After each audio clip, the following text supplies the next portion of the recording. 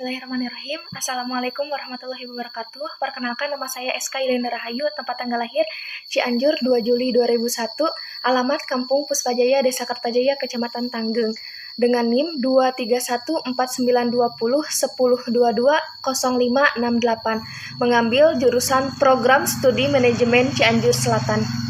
Di sini saya akan menjelaskan tentang penawaran dan permintaan agregat.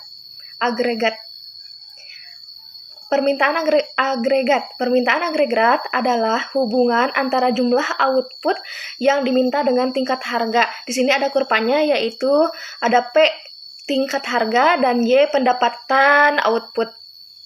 Harganya dibagi dua, yaitu jangka pendek dan jangka panjang.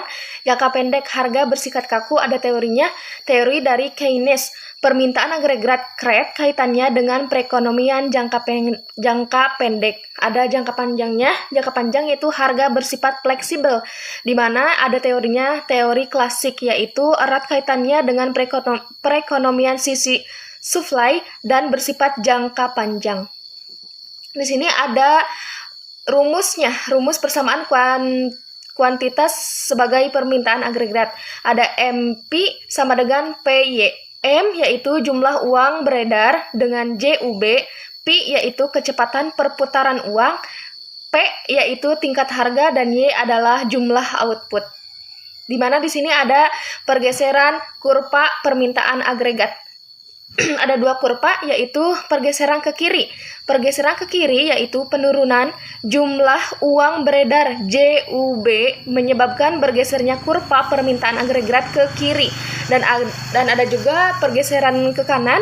Pergeseran ke kanan yaitu bertambahnya jumlah uang beredar JUB menyebabkan bergesernya kurva permintaan agregatnya ke kanan. Dan di sini ada ketika terjadi ekspansi naiknya permintaan agregat. Ada perekonomian dimulai pada equilibrium jangka panjang pada titik A, kenaikan permintaan agregat akibat meningkatnya perputaran uang atau menggerakkan perekonomian ke titik B sehingga output berada di titik alamiah. Dan ketika harga naik, perekonomian berangsur-angsur kembali ke titik alamiah. Bergerak dari B ke C. Di sini juga ada ketika terjadi resensi turunnya permintaan agregat. Perekonomian dimulai dari equilibrium jangka panjang pada titik A. Penurunan permintaan agregat yang mungkin disebabkan oleh penurunan perputaran uang. Jadi menggeraknya perekonomian ke titik B sehingga output berada di titik alamiah A. Ketika harga turun, perekonomian berangsur-angsur keluar dari resesi, bergerak dari B ke C. Itu ya mungkin dari permintaan agregat. Di sini saya akan menjelaskan tentang penawaran agregat. Penawaran agregat adalah hubungan antara jumlah barang dan jasa yang ditawarkan dengan tingkat harga. Ada kurvanya, ada kurva jangka panjang. Dalam jangka panjang, tingkat output ditentukan oleh jumlah modal dan tenaga kerja serta ketersediaan teknologi. Tingkat output tidak bergantung pada tingkat harga. Kurva penawaran agregat ini, jangka panjang ini, LR atau disebut dengan LRAS, bentuknya adalah vertikal ya teman-teman. Produksi ini di tingkat ini menunjukkan posisi kesempatan kerja penuh. Untuk jangka pendeknya, dalam jangka pendek, penurunan JUB menyebabkan pergeseran equilibrium pada tingkat output yang lebih rendah. Di sini ada menjelaskan tentang demand shock ya teman-teman. Ketika AD meningkat sehingga perekonomian booming, kurva AD bergeser ke kanan dan equilibrium berada di titik B dengan harga lama.